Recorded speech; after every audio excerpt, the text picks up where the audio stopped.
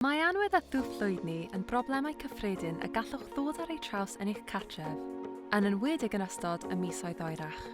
Os ydych chi'n denant Cyngor Caerdydd, mae angen i ni weithio gyda'n gilydd yn gyflym i atal y broblem rhag gweithygu. Bydd y fideo hwn yn esbonio'r hyn y gallwch ei wneud i helpu a'r hyn y gallwch ei ddisgwyl gennym ni. Mae anwedd lleithder wastad yn bresennol yn ein cartrefi, a gall gweithgareddau reolaidd o ddydd i ddydd greu llawer mwy ohono. Oeddech chi'n gwybod y gall 2 berson greu 9 i 12 litr o anwedd lleithder mewn diwrnod?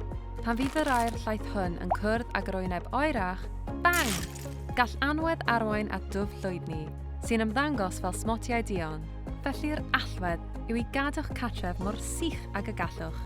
Felly, sut allwch chi wneud hyn? 1. Awyru yn y misoedd oerach trwy agor ffenestri a defnyddio eich gwyntyll echdynnu mwyn helpu i fynd â'r air llaeth allan o'ch cartref. Cadwch yr anadlyddion treigl yn eich ffenestri ar agor hefyd. Pan fyddwch chi'n cael cawod neu fath, lle bo'n ymarferol, cofiwch gadw eich ffenestr ar agor a chau drws yr ystafell folchi a defnyddiwch fan echdynnu os oes gennych chi.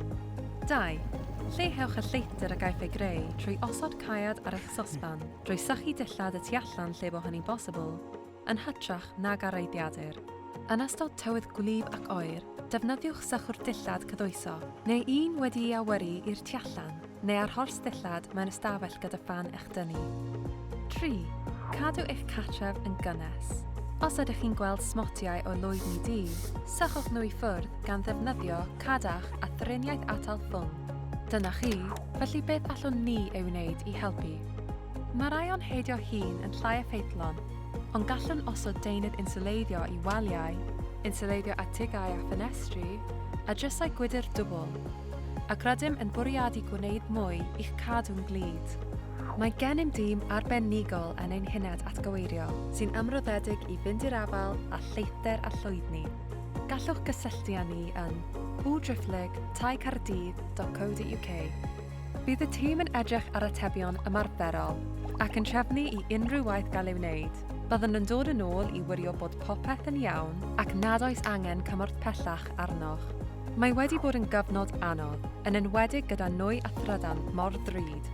Felly, os oes angen help arnoch i gadw'ch cartref yn gynnes, neu gymorth i gael mynediad at grantiau mwyn helpu i gadw'ch cartref yn sych, ffoniwch ein llinell gynghori ar 029 20 87 1071.